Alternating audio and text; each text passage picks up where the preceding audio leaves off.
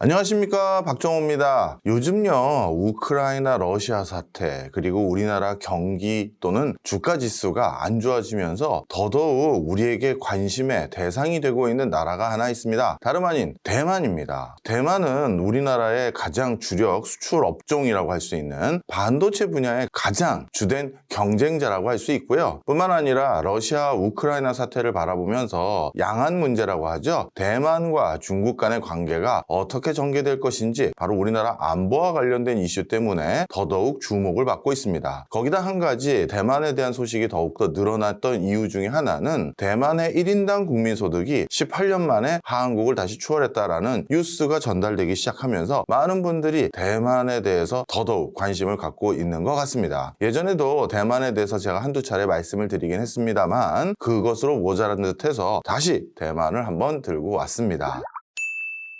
먼저 중국에게 대만은 어떤 나라였는지부터 좀 설명을 드리면 좋겠습니다. 사실 중국 본토에 있었던 수많은 위정자들은 단 한 차례도 대만에 대해서 관심을 기울인 적이 없습니다. 그야말로 대만은 관심의 밖에 있었죠. 그렇다고 대만이 역사가 시작한 게 요 근래냐? 그건 아니고요. 선사시대에는 말레이, 인도네시아 계통의 종족들이 대만에 거주한 것으로 유물을 발굴하면서 추정이 되고 확인이 됐습니다. 대만 내에는 한 500여 개소의 선사시대 유물들이 있는데요. 이때부터 지금까지 대만에 살고 있었던 종족은 소수민족이죠. 총 16개 소수민족이 대만 섬에 살고 있었다라고 추정되고 있습니다. 2016년 통계를 제가 가장 마지막으로 찾은 통계인데요. 2016년 기준으로 대만에 방금 말씀드렸던 16개 소수민족, 이 사람들의 숫자는 얼마나 됩니까? 라고 했을 때 53만 명 정도가 대만의 원주민이라고 할 수 있는 사람들이고요. 그 원주민들은 크게 둘로 나눠집니다. 고산족이라고 해서 높은 산에 살고 있는 사람들이 한 29만 명, 평화 거주족이라고 해서 밑에 평지에서 농사 짓고 사는 사람들이 한 25만 명 정도 됩니다. 그 종족들의 후손들이 이렇게 된다는 거죠. 그래서 오랜 세월을 두고 대만은 인도네시아 말레이 인종들, 그 중에서도 소수 인종들의 터전이었을 뿐이지 중국 본토는 그렇게 장대한 땅을 가지고 있고 그리고 사방에서 오랑캐라고 불리우는 사람들이 몰려들고 있는데 대만 섬 따위에 관심을 둔 적이 없습니다. 그런데 이 대만에 오히려 관심을 많이 둔 거는 누구냐 하면요, 바로 국제적인 무역을 해야 되는 서구 열강들이었다라고 보시면 되겠습니다. 1624년 네덜란드 동인도 회사가 대만을 교역과 해운의 중심지로 육성하기 위해서 여기에 동인도 회사의 지부를 설치한 바 있고요. 당시 네덜란드의 중국인에 대해서는 농지 소유를 불허하고 중과세를 때리는 이런 정책을 수행하면서 중국인들을 탄압한 적이 있습니다. 이때 중국인들이 1652년에 봉기를 하게 됐고요. 그래서 네덜란드의 식민 통치 기반이 이때 크게 악화된 것입니다. 그 다음으로는 1662년 만주족이 대륙에 지배를 하면서 당시 명나라의 위정자들이 만주족들을 피해서 바로 대만섬에 처음으로 여기에 터를 잡은 적이 있습니다. 자, 그러니 실질적으로 중국의 주력 또는 중국의 주류가 대만의 털을 잡거나 대만에 관심을 보였던 것은 1662년도가 돼서야 대만에 관심을 보인 겁니다. 이것도 1662년에 대만섬이라는 것을 인지하게 된 가장 큰 배경은 바로 그 전에 불과 한 40여 년 전에 네덜란드 상인들이 여기 와서 이렇게 잘 활용하는 모습을 보고 야, 저기는 사실 사람 살 곳 아니라고 생각했는데 그 이유는 좀 이따 말씀드릴 텐데요. 그렇게 생각했던 곳인데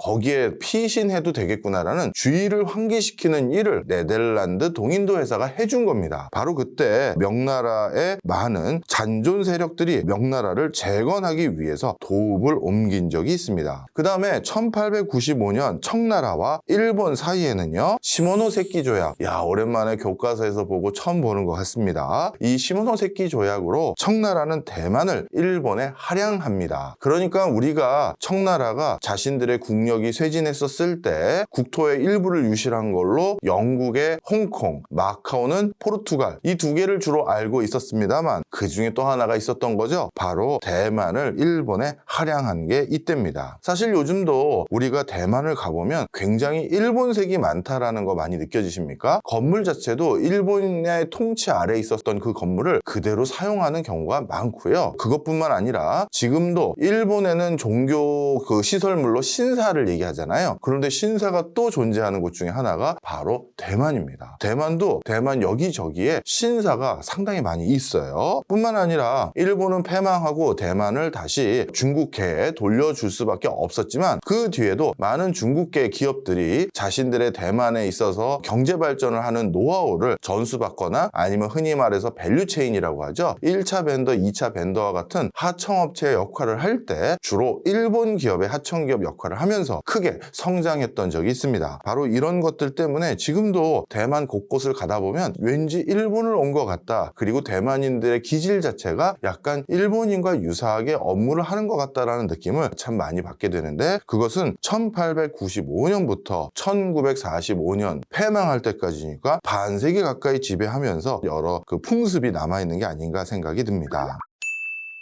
그런데 전 세계에서 다시 대만이 크게 주목받았던 해가 있습니다. 바로 1970년에도 대만이 주목을 받게 되는데요. 1970년은 드디어 중공이 본격적으로 국제사회의 그 위세를 떨치기 시작하는 해입니다. 그러다 보니까 이때부터 UN 상임이사국으로 중공이 들어가고 대만은 빠지게 됩니다. 자, 요거 좀 조심스러워서 제가 정확히 설명을 드리겠습니다. 자, 우리 2차 세계대전이 끝나고 나서 4개의 승전국들이 전 세계 여기저기 돌아다니면서 사진 찍습니다. 무슨 뭐 카이로 회담, 포츠담 회담, 무슨 회담, 얄타 회담 뭐 여기저기 돌아다니죠. 그때 간간히 얼굴을 비치는 세계적인 정상이 한 사람이 있습니다. 바로 영국 정상, 소련의 정상, 미국의 정상 말고 또 누가 있나요? 프랑스 정상 말고요. 간간히 이런 국제적인 회담에 얼굴을 비치는 또 하나의 정상이 바로 장제스, 대만의 총통입니다. 그 당시에는 중화민국이 승전국이 됐었죠. 그러다 보니까 지금 대만의 정부라고 할 수 있는 영문으로 따지면 리퍼블릭 오브 차이나, 이 대만이 바로 UN 상임 이사국이었습니다. 그러다가 그 UN 상임 이사국의 자리를 바로 중국 본토에 중공에게 내주게 되는 것입니다. 그러면서 중공이 힘을 써서 UN으로부터 대만을 축출하게 됩니다. 즉 대만은 더 이상 나라가 아닙니다. 이렇게 인정되게 된 시점이 1970년대입니다. 그때 미국과 일본도 대만과 단교를 하게 되죠. 특히 미국은 그 당시 중공과 핑퐁 외교라고 하죠.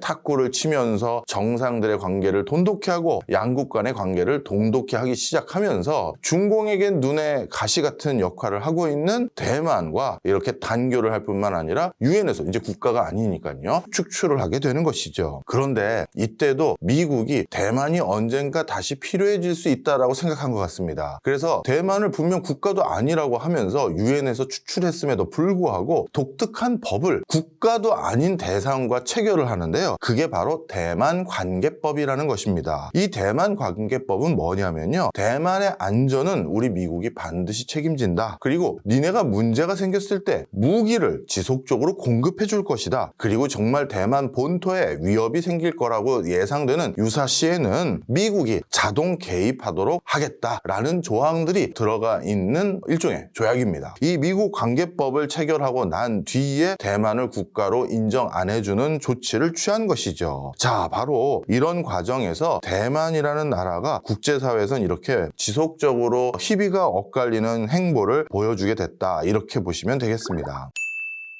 자, 그렇게 해서 대만을 누르는 방식으로 통치하려고 했던 중공이 1980년대 들어서 대만을 바라보는 시각을 좀 달리합니다. 1980년대 들어서는 양안 간의 인적 교류를 허용해서요. 그리고 간헐적으로 사람들이 직접 바이어가 왔다 갔다 할 수 있는 일들을 이때부터 본격적으로 이제 허락을 했다고 볼 수가 있고요. 그리고 1987년 11월에 대만이 중국 내 친척 방문을 허용하면서 사람들이 왔다 갔다 하는 것은 이때부터 본격화되기 시작했다라고 보시면 되겠습니다. 그리고 1980년대까지만 하더라도 대만은 중국의 주요 발주자였습니다. 대만의 경제력이 더 높다 보니까 자연스럽게 저임금 노동자들을 활용할 수 있는 공장 부지로 중공에 투자를 할 수가 있는 것이고요. 이제 중국이라 부르겠습니다. 벌써 80년대까지 올라왔으니까요. 뿐만 아니라 중국의 여러 요지에 어디에 어떤 자원이 있고 어디에서 어떤 인재를 활용하면 대만의 경제적 부가 더욱더 증가할 수 있겠다라는 인식들을 제일 잘하고 있는 사람들은 당연히 대만인입니다. 그래서 대만인들이 이렇게 1980년대부터 중국의 가장 선도적인 투자를 시작했다, 이렇게 보시면 되겠습니다. 자, 어떻습니까? 대만이 어떤 식으로 지금까지 이 자리에 왔는지를 우리가 인식할 수 있게 됐겠죠. 대만과 한국의 관계는 지난 박정호 TV의 또 다른 대만 편에도 제가 말씀을 드려서 오늘 이 시간에는 하지 않겠습니다. 자, 바로 이런 맥락 속에서 대만이 국제사회에 지금까지 주목을 받게 된 것입니다.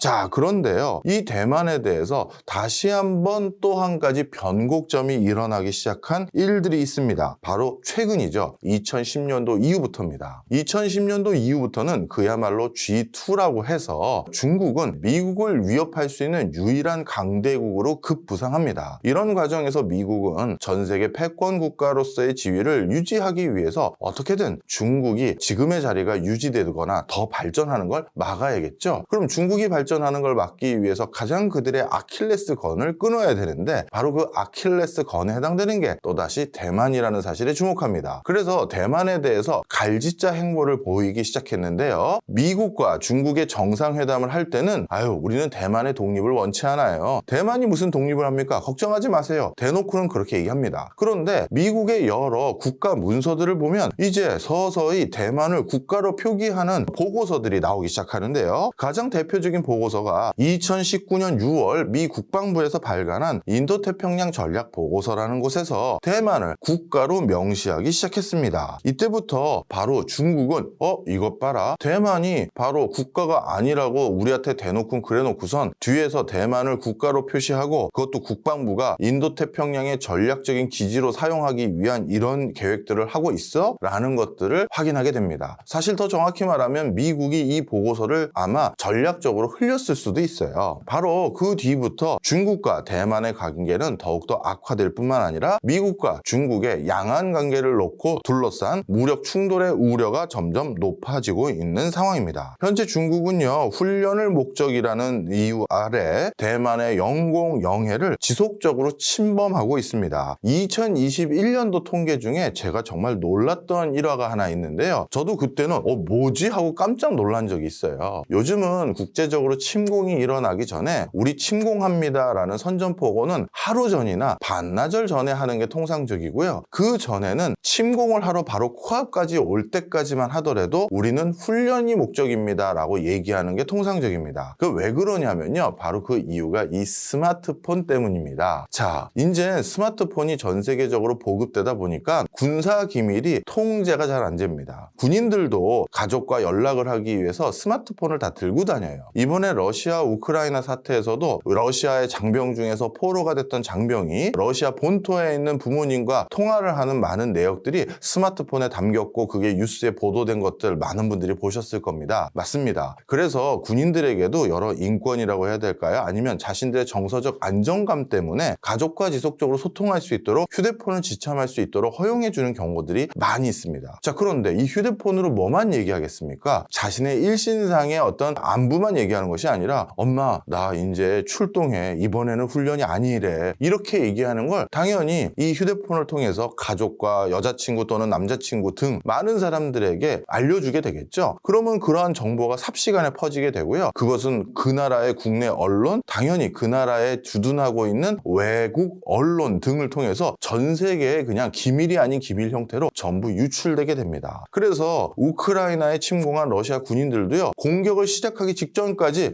분명 훈련이라고 해서 저도 마음 편히 왔는데 이게 뭔지 모르겠어요 하면서 울먹이는 모습들, 이게 러시아가 뭐 이렇게 엉성해가 아니라 요즘은 그럴 수밖에 없는 겁니다. 저도 군사적인 상식으로 그걸 알고 있었는데 2021년 어느 날 600대 가까운 전투기가 대만의 영공을 침범했다고 하니까 훈련 목적으로요? 갑자기 놀란 있었던 거예요. 600대면 이게 규모가 굉장히 큰 거거든요. 그리고 그 600대 규모를 살펴봤더니 149대는 벌써 대만 방공 식별구역을 침범했고요. 이 149대 중에서 전투기가 40대, 폭격기 2대, 초계기 2대, 경보기 2대. 그야말로 이거는 진짜 남의 나라를 폭격하고 남의 나라를 공격하기 위한 정확한 편대가 구성돼서 방공 식별구역을 넘어서서 이렇게 벌써 1차 부대가 넘어갔다라는 보도를 본 적이 있습니다. 바로 이처럼 중국도 우리가 유사시에 어떤 일을 할지 너희 기억해 라는 제스처, 그리고 실제 이런 훈련을 계속해야 유사시에 전쟁에서 백전백승을 할 수도 있겠죠. 그런 목적 때문에 중국도 지속적으로 대만의 영공과 영해를 이렇게 많이 침범하고 있는 상황이고요. 미국 역시도 대만을 보호하겠다는 미명 아래 대만 인근에서 다양한 군사 편대, 또 그러니까 항공모함 등이 훈련을 하고 있는 상황입니다. 대만 스스로도요, 대만은 단 한 번도 미국과 합동훈련을 한 적도 없는데도 불구하고 대만의 군인들은 국제적인 어떤 훈련을 하는 연습들을 미리 합니다. 그래서 뭔가 중국의 침범을 대비하는 훈련을 할 때는 모든 훈련의 일거수일투족을 전부 영어 베이스로 훈련을 하는 걸로 준비를 하고 실제 그렇게 합니다. 즉 지금 한 번도 옆에 미국인이 없고 미국과 훈련을 같이 한 적은 없지만 우리는 유사시에 미국이 올 거야 라는 대전제를 중국에게 보여주기 위한 목적까지 같이 담겨 있는 거죠. 자, 바로 이렇게 된 게 지금까지 대만의 흐름이다, 이렇게 보시게 되겠습니다. 자, 다음번에는요, 대만 하면 우리가 경제적인 관점에서 좀 더 관심이 많은 반도체 분야에 대해서 좀 더 말씀드리도록 하겠습니다.